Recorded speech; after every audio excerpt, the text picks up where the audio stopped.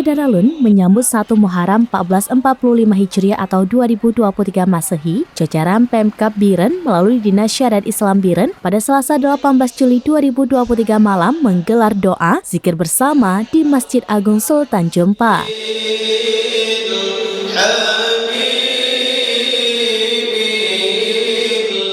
Kegiatan ini juga diisi tausiah yang disampaikan Tengku Dr. Munawar Ajalil MA dari Banda Aceh.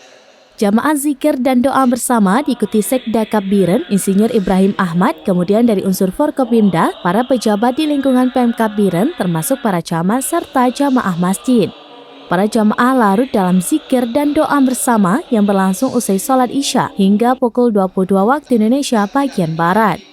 PJ Bupati Biren Aulia Sofyan yang diwakili Sekda Ibrahim Ahmad dalam sambutannya mengatakan momentum Tahun Baru Islam 1 Muharram 1445 Hijriah ini harus lebih bermakna dalam kehidupan dan sebagai starting point untuk muhasabah atau introspeksi diri.